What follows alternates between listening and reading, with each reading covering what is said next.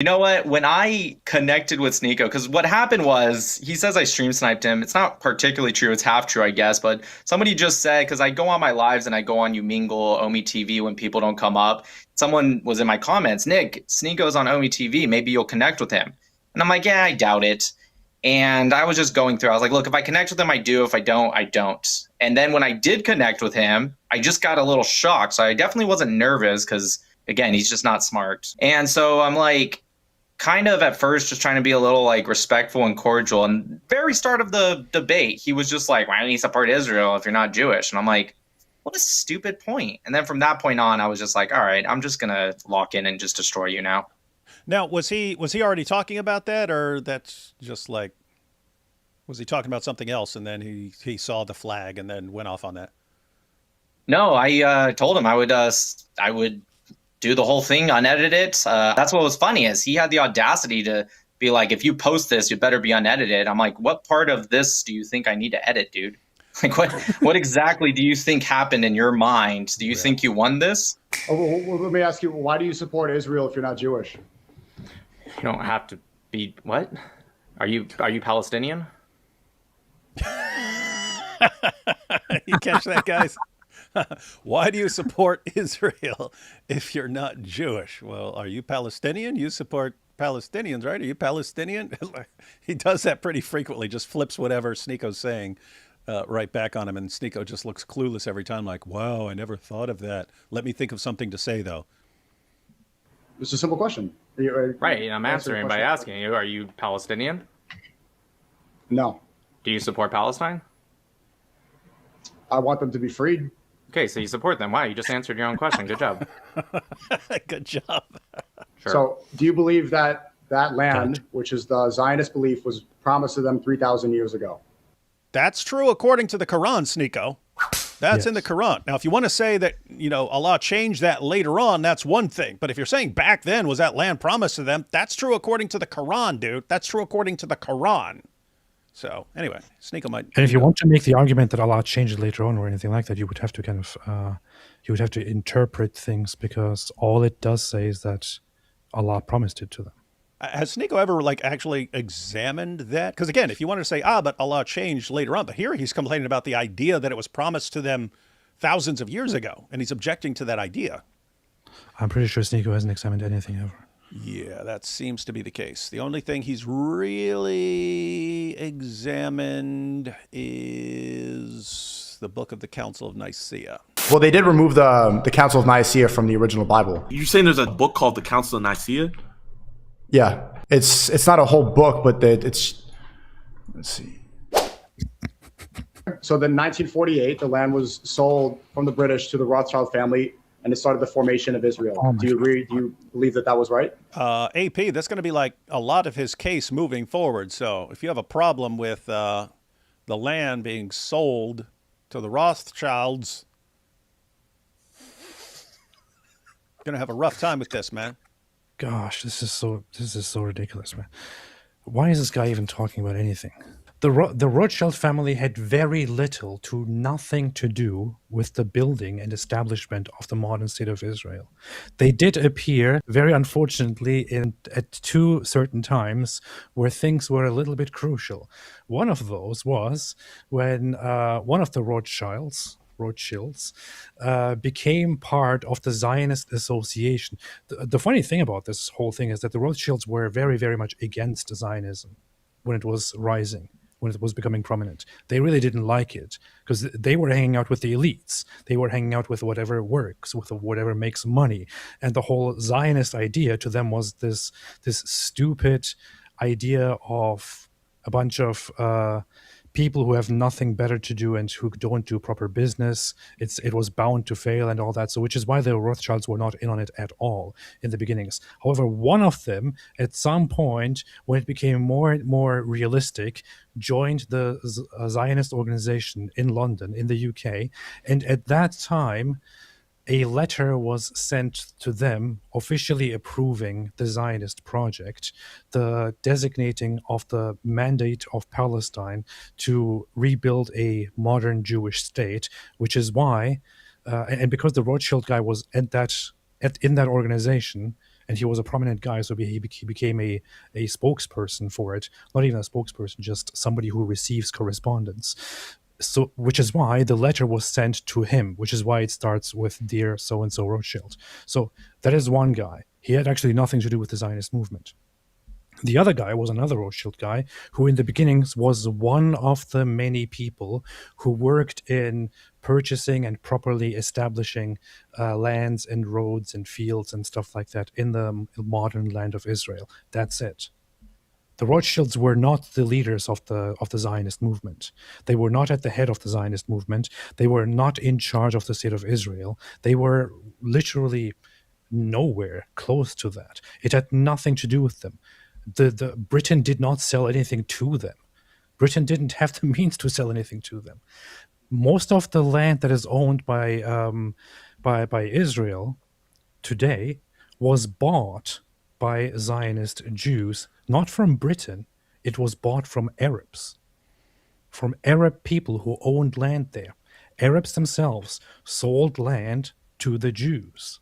So this whole idea that some land was sold to the Rothschilds and that's how it started, before that it belonged to the Palestinians, it's complete nonsense. And anybody who says something like that just doesn't know anything about the history at all. I want to know why you think it is a genocide today.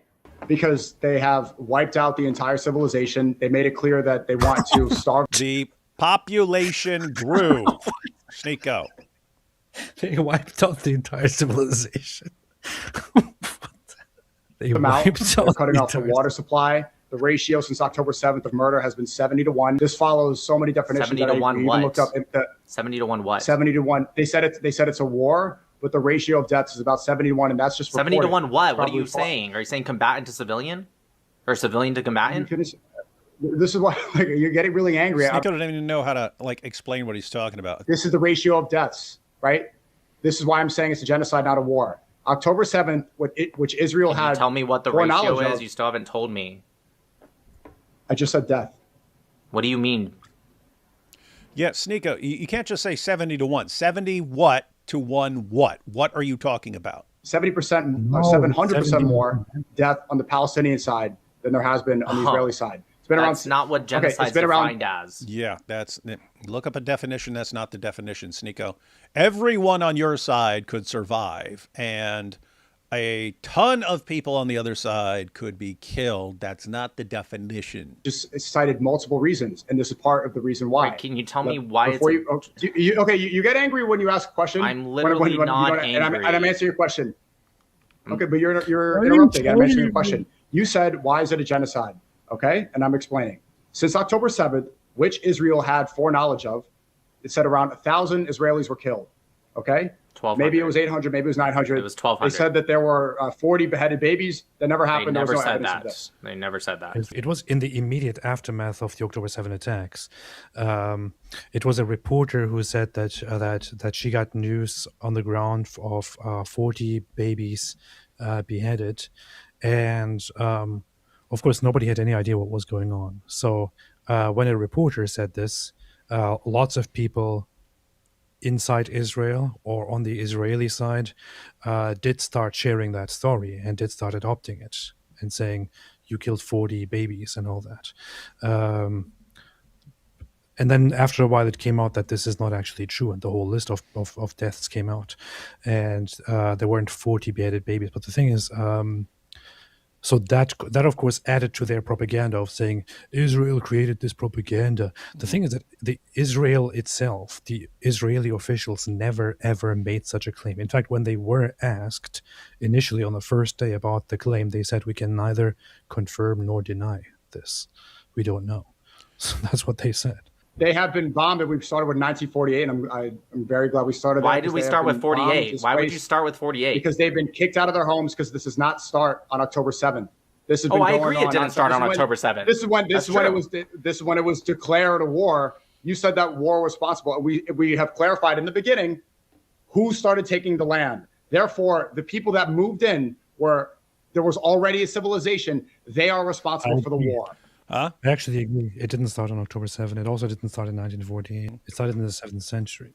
what really boggles the mind is it's a Muslim a guy who follows a prophet who moved into Medina and then, according to his definition, genocided the Jewish population there, then went back and conquered Mecca, took it by force, conquered Arabia by force, and then they conquered their way east all the way to India, and they conquered their way west all the way across northern Africa up into Europe.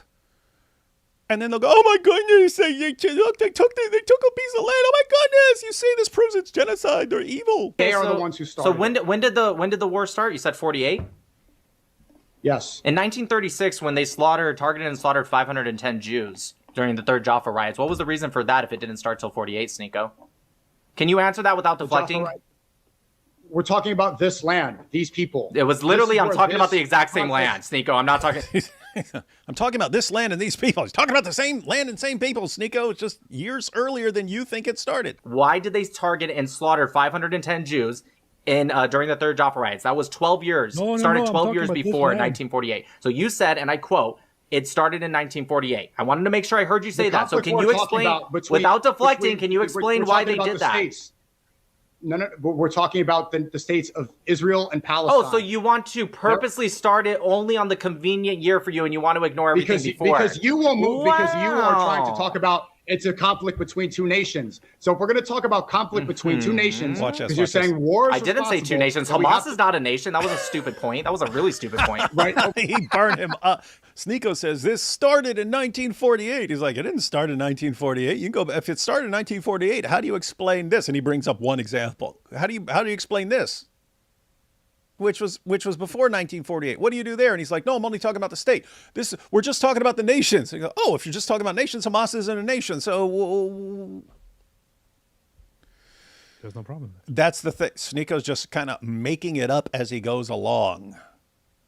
Okay, Never said two that's nations. Clearly the resistance.